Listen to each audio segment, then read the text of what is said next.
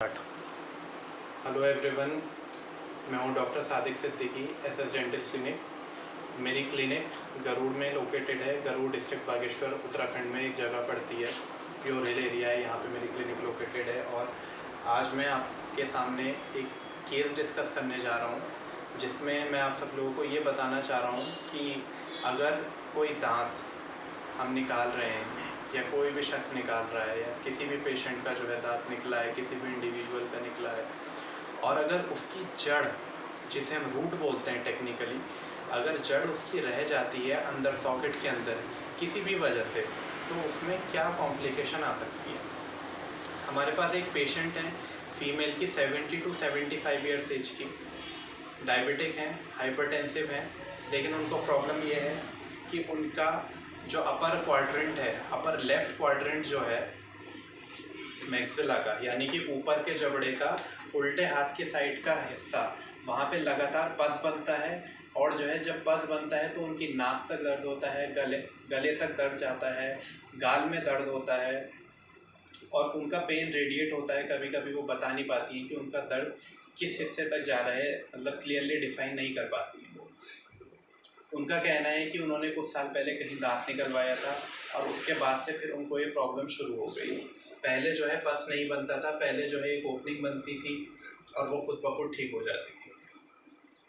पिछले 2-3 साल से ऐसा हो रहा है कि जो है मरीज़ के जो जहाँ पे दांत निकाला गया था वहाँ पे पस बनता है, स्वेलिंग बहुत ज़्यादा आ जाती है, मरीज़ से कुछ खाया पिया भी नहीं जाता है और स्वेलिंग और पेन की वजह से मरीज़ बिल्कुल अनकंफर्टेबल होता है। कुछ टाइम दवाई लेता है, 1-8 महीना ठीक रहता है और फिर उसके बाद फिर उसे वो परेशानी शुरू हो जाती है।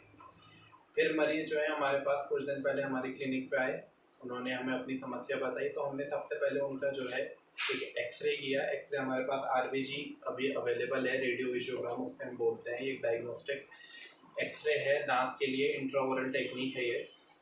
इसमें फिर हमने देखा कि एक दांत की जड़ जो है उनकी पड़ी हुई है अंदर। मैं आपको वो जड़ दिखाना चाहूँगा।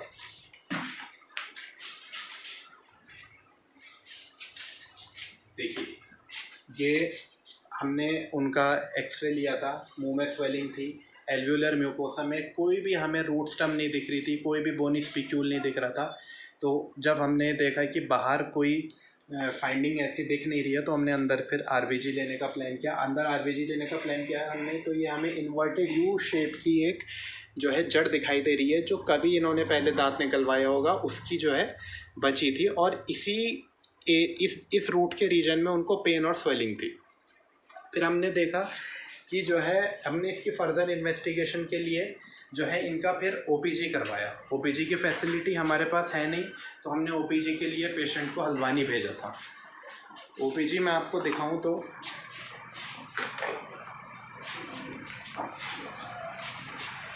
ये पेशेंट का OPG है और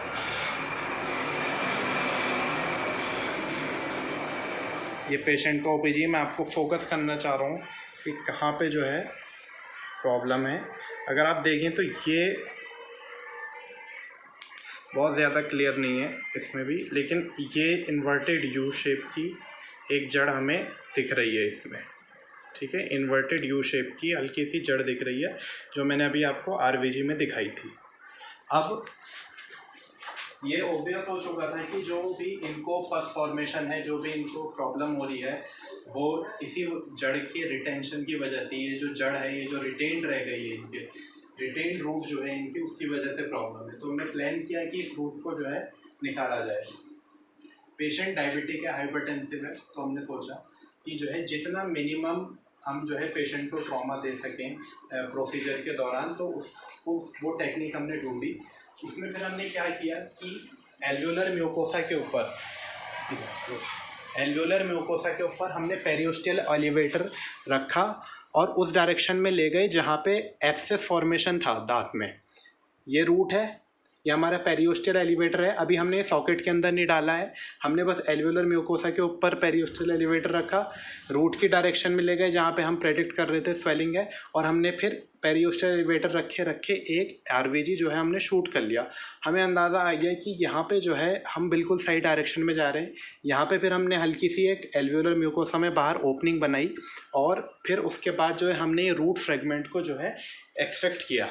आप देखेंगे नीचे वीडियोस में आपको रूट फ्रेगमेंट दिखेगी, वो रूट फ्रेगमेंट बहुत छोटी सी है, लेकिन उसने जो है प्रॉब्लम जो है बहुत ज़्यादा कर दी थी। पेशेंट बहुत अनकंफर्टेबल हो गया था, बहुत ज़्यादा परेशानी थी पेशेंट को। तो मेरी आप सबसे ये राय है कि कभी भी आपके मुंह में कोई जड़ रह जाती है या कोई भी परेशानी होती है, स्वेलिंग आती है, तो सबसे पहले एक डायग्नोसिस करवाइए अपने डेंटिस्ट के पास जाके। और अगर कोई जड़ रही भी होती है, ट्रीटमेंट के प्रोसीजर के दौरान नहीं निकल पाती है, या आपका कभी कोई ट्रॉमा हो जाता है, टूट जाती है जड़ और उसमें कोई सिम्टम नहीं आता है, पड़ी रहती है जड़ जबड़े के अंदर, तो उसमें फिर आप जो है उसको निकलवाइए, क्योंकि वो एक क्रॉनिक इन्फेक्शन की चीज़ है। क्रॉनिक मतलब डिलेड, जो आपको लॉन्ग टाइम में सिम्टम देती रहेगी। ये ऐसा नहीं है कि सिर्फ एब्सेस में ही कन्वर्ट हो सकती है, और तरीके की एब्सेस के बाद ये सिस्ट में भी कन्वर्ट हो सकती है, ठीक है। लेकिन सबसे मेन बात यह है कि आपको जो है कोई भी रूट फ्रेगमेंट अगर आपका पड़ा है और आपको इस तरीके की प्रॉब्लम आ रही है, तो आप उसको निकलवाइए, ठीक है। Thank you.